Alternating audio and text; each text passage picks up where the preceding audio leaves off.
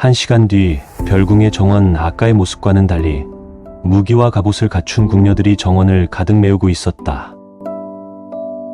금궁 준비는 다 끝났나요? 수궁이 대열 앞에 있는 궁녀들 중 가운데 서 있는 키가 제일 큰 궁녀를 보며 물었다.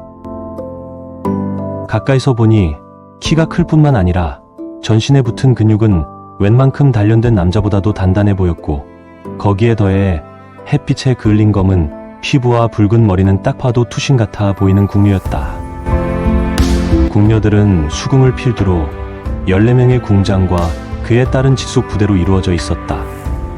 그 중에서 수궁, 금궁, 은궁, 옥궁, 철궁 이 5명은 궁장 중에서도 그 실력이 감히 넘볼 수 없는 경지였고, 나머지 궁장들은 1번부터 9번까지의 직함을 부여받았다. 그리고 이 궁녀들 중에서도 특히 비밀임무를 담당하는 페일에 쌓인 부대도 존재했지만 그것은 나중에 나올 이야기다. 네, 언제든지 출발 가능합니다. 어디로 출발할 생각이십니까? 금궁이 대답했다. 일단 궁궐의 수비는 흡기 장군에게 맡겨두기로 하죠. 여기에 모든 병력을 집중하기에는 위험 부담이 너무 큽니다. 우리는 수도로 들어오는 서쪽 성벽으로 향합니다.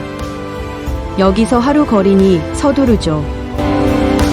저와 수천 대의 수궁 직속 부대 이름은 대열의 앞을 맡으며 진격할 테니 금궁과 금강대 금궁 직속 부대 이름은 뒤를 맡아주세요. 나머지는 순서대로 대열을 이루도록 합니다.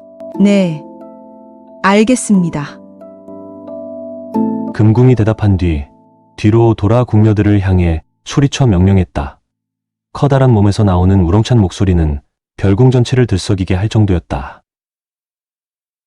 금궁의 명령에 맞춰 다른 궁녀들은 일사불란하게 흩어져 정원 밖으로 나가 대기하고 있던 말들을 타고 진격할 준비를 했다. 500명이나 되는 인원들이 군더더기 없이 신속하게 움직이는 모습은 이들이 얼마나 훈련이 잘 된 군인인지 보여주었다. 자, 출진이다. 수궁이 말을 이끌며 나가기 시작했고, 그 뒤를 수천 대를 비롯해 다른 궁녀들의 부대들이 순서대로 따랐다.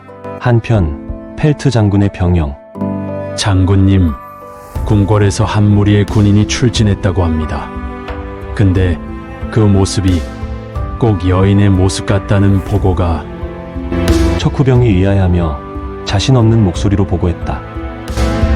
이놈이 그게 무슨 말이냐? 전시에 잘못된 보고를 하면 목이 날아난다는 것을 알고 그따위 말을 짓거리는 것이냐?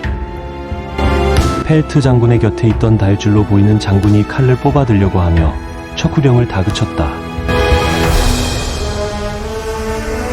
펠트 장군은 아직 칼을 다 뽑지 않은 손을 본인이 들고 있던 지시봉으로 제지했다.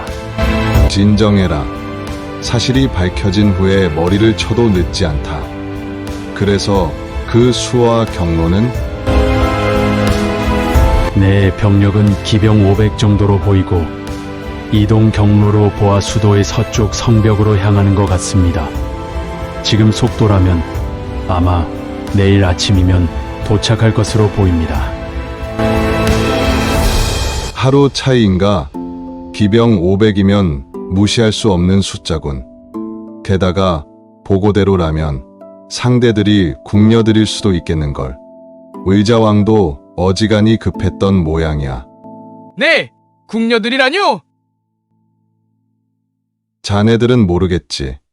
이것은 국가 고위급 10명 정도만 알고 있는 비밀이다.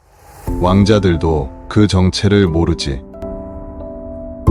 의자왕이 병으로 쓰러지고 의자왕은 자신의 몸을 간호한다는 구실로 궁녀들을 늘리기 시작했다.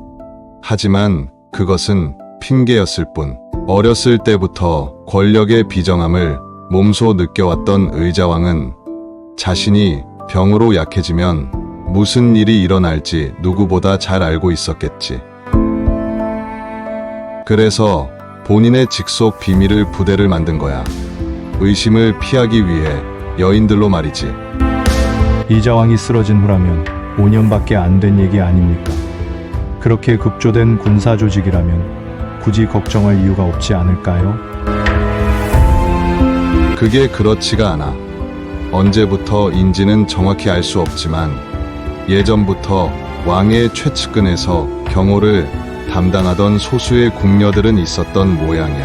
그리고 그들의 실력은 최측근에서 담당하는 만큼 나라에서도 으뜸 갔었다고 한다. 의자는 그런 궁녀들을 수백 명으로 규모를 늘린 거야. 펠트 장군의 입에서 나온 처음 듣는 강한 적의 정보에 군사회의장에서는 정적에 흘렀다. 저와 제 부대가 먼저 가서 성을 공격하겠습니다. 그 궁녀인지 먼지가 도착하기 전에 성벽을 무너뜨리면 되는 거 아닙니까? 군사회의에서 가장 끝에 있던 거칠어 보이는 젊은 장군이 일어서며 말했다. 자신 있나? 자네 부대가 빠른 건 인정하지만 아무리 그래도 상대는 그동안 베일에 쌓여있던 실력 있는 부대다. 걱정 마십시오. 그것은 저들도 마찬가지입니다. 젊은 장군 옆에서 책사로 보이는 비열한 인상을 가진 중년의 남자가 씩 웃으며 말했다. 사실 이 둘은 펠트 장군이 맡고 있던 지역의 귀족으로 펠트 장군이 이번 쿠데타를 일으키는데 결정적인 역할을 한 인물들이었다. 특히 책사의 경우 비록 성격에는 문제가 있는 것 같았지만 뛰어난 실력과 틀에 박히지 않은 전략으로 빠르게 진군하는데 크게 기여한 인물이었다. 아마 그 이상한 성격만 아니었다면 중앙에서 크게 활약했을 것이었다. 젊은 장군이 혼자 나설 때는 반신반의하던 펠트 장군도 그가 같이 나서자 약간은 안심이 된 듯한 표정을 지었다. 오, 자네도 같이 가주는 건가? 그렇다면 나도 안심이 되겠군. 네, 왠지 재밌는 전투가 될 것 같아서 말이죠. 궁녀들이라 강철과 피가 흩날리는 전쟁터에서 젊은 여인들이 자신들의 몸을 산화하는 광경이라니 그 아름다운 모습을 상상만 해도 황홀해지는군요. 책사는 개슴치한 눈빛으로 천장을 바라보며 기분 나쁜 미소를 지어 보였다. 펠트 장군도 겉으로는 억지 미소를 지어 보였지만 순간 일그러진 그의 표정은 숨길 수가 없었다. 그 궁녀들 중에서 살아남은 자가 있다면 장군님께 바치도록 하겠습니다. 그럼 기대하십시오. 그 책사가 자신있게 말하며 젊은 장군과 함께 막사를 나갔다.